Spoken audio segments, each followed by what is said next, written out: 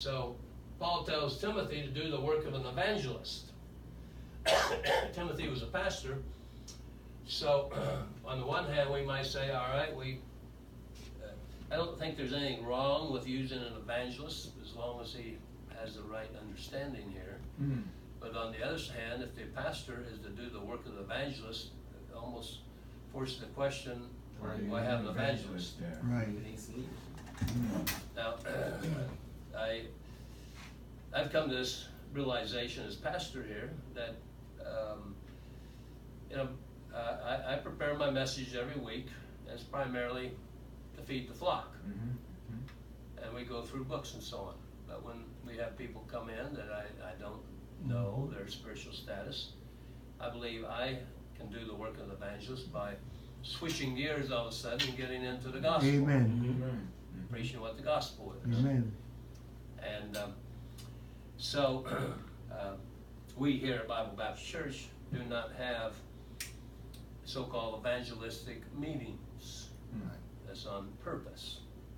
On purpose. Now, I'm not opposed to this, but it's almost as if the Holy Spirit can only work in the spring and in the fall, this week, and between 7 and 9 o'clock at night, or something like that.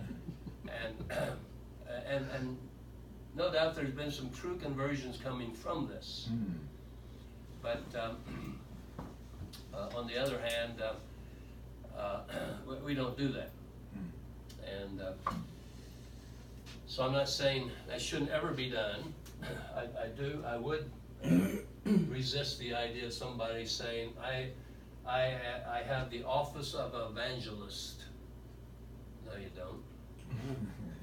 That means then you ought to be ministering in churches that say in their doctrinal statement there are 3 offices.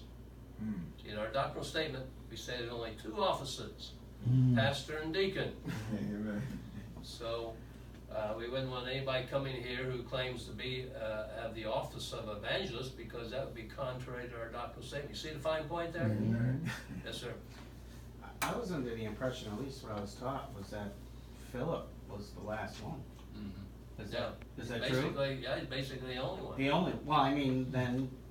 First, last, and only. So you can't be an right, evangelist, you can do the work of an evangelist. So we just looked at Acts 21, yeah. Right, so I missed it. Yeah, sure, yeah. So the title itself is just a label as opposed and so to... Paul tells Timothy then, you do the work of an evangelist, all right? Mm-hmm. So, kind of to summarize, as far as from my point of view, there's no office. If we're talking about offices, then our doctrinal statement ought to line up there. As far as we're concerned, there's 2 offices only for local churches, pastor and deacon. Mm-hmm. Qualifications. No office for an apostle, prophet, or evangelist. There's a place to do the work of the evangelist, but who should do the work, or who could do the work? That'd be the pastor. Mm-hmm. So if a pastor would want to feels led to give up his church and go out and try to help other churches doing the work of an evangelist, I don't have a problem with that. Other than, I guess I'd have to ask myself, why aren't I doing the work of an evangelist? Since Paul assigned this to Timothy, follow that? You mean as a pastor? Yeah, as a pastor. Right, as a pastor. So that'd be my response in my own heart. Now other pastors might say, well, it's good to get fresh voice in here, or get, and they may have some reasons, it may be good or bad, but anyway, that's perspective. So anyway, the first century, there's the office of apostle, office of prophet, office of evangelist. However, today, by the time we get to 1 Timothy, which is written probably about 62, so if Paul's writing in 60, 2 or 3 years later, he gives us the qualifications for pastor and deacon. Paul must understand that these offices are fading off. Like you say, if Philip once Philip died, then apparently that office died with him. As far as we know. I mean, he's the only one mentioned there. So these then fade off the scene. So we can do it this way. They start to fade off the scene in the 1st century. Fade off the scene. And certainly the office of apostleship was done when John died, the Apostle John. So once he died, he was the last apostle to go. So these faded off the scene. Is that why they still existed? Because they still existed? So the last, like John the apostle was the last apostle. Right. The apostle office is now gone because he's gone. Yeah, right. As opposed to if he was still around, was there other that would be considered in that office, or was he the final holder? As far as we know, he's the last apostle that held that that that office. office. So once he died, the office was over. Which, Because he was the last that met the qualifications of Acts chapter 1, okay, last one living. right. And so he'd say, like with Philip, presumably, when he died, this office ended. But these offices were given to the 1st century churches, including the Ephesian church. But now, they're fading off the scene. What's left here is pastor and deacon. Pastor and deacon. But these are offices, and we might even throw in a qualifier with this, saying these were leadership. There it is. Leadership offices. Deacons are not leaders, they're servants. Big difference here, big difference, yeah. Did you break down the office of each of these? Did you go through what an evangelist's qualifications or the expectations of their office? What they Well, were? we have Acts chapter 21, so I went through that briefly. All we know is that he's called Philip the Evangelist. So from the word, evangelist must mean that he evangelized, and Right. maybe he was a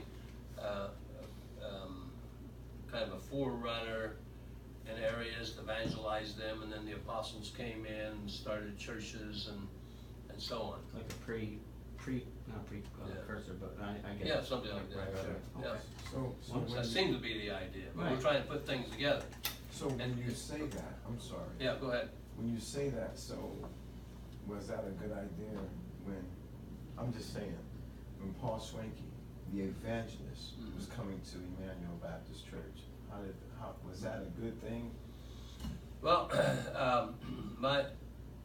my view on that in general, without bringing in a person, my view would be, as long as that person doesn't claim to have the office of evangelist, because I say that because I know there are some evangelists who claim this very adamantly, that they have the office of evangelist.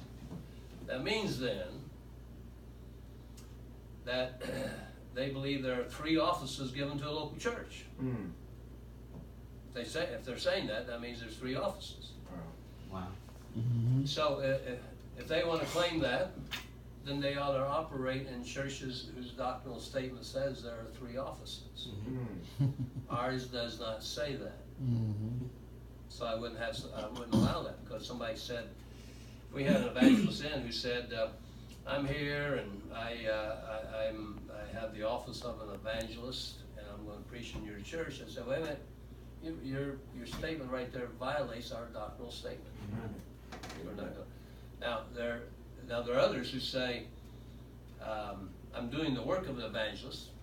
I don't believe I have the office of evangelist. I'm just doing the work. I'm a former pastor, or I meet the qualifications to be a pastor. I'm doing the evangelist, doing the work of evangelist. I want to help a church. All right, that's fine. But now get back here to individuals. If you want to talk about individuals, so we're on camera, so I'm not going to mention names necessarily, but if you check them out. If they're not sent out from a local church, but they have their own organization, and they're the final boss, and they have their own financial statement here. You know, if that's what they have, then they've got some sort of an organization, and that organization then is parachurch. Follow that? So you can check these things out. So my opinion then, Wow. they're parish church, since we don't believe parish churches have any authority, that doesn't mean they don't help, but their help is not authorized. You follow this? Not authorized. And that's the issue. Okay. We want biblical authority, not human authority. Yes. So if Evangelist Joe Schmo comes to ask if you're interested in having them preach here, just the term that they use, evangelist, Yeah, so-and-so, it seems that right there, even if they don't have most of the other identifying disqualifiers, might be, I mean, to label themselves as one, it's like. Well, I think it's, So if I said I'm Evangelist John, and then I come and preach at your church, I'm Evangelist so-and-so, you're labeling yourself in a group, right. even if it's by default. Yeah, into so, a so my office. response would be, No, before you're I not. dismiss you, my That's what I was waiting for. response would be, All right. okay, so, what's that mean that you're an evangelist? So explain yourself. Well, I've got the office of evangelist. Okay, well, I don't believe that exists today, so we're not interested.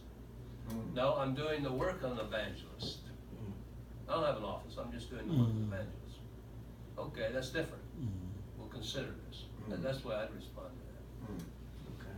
So, so I don't think having the title automatically, but it should bring about questions. Now, somebody came along and said, I'm the Apostle John here. Right. I'm Apostle John, and I want to preach in your church. Well, you know, Right. that's... Can we watch? Yeah, that... Can we watch you deal with that person? I mean. I don't have to ask many questions on that one. You remember that lady? Yeah. Yeah. Oh, lady, yeah. Yeah. Lady. Lady So, apostle. so how would you introduce this quote evangelist, who who claims that he's doing the work of an evangelist? How would you introduce him to the congregation? Yeah, right, okay, well, I don't think it's the end of the world to use the term evangelist, but I might say, Brother so-and-so is here this week, and he's been called to do the work of an evangelist. He meets the qualification of being a pastor, and so we're gonna have him here, and so on. So, that's kind of the way I handle it. Okay.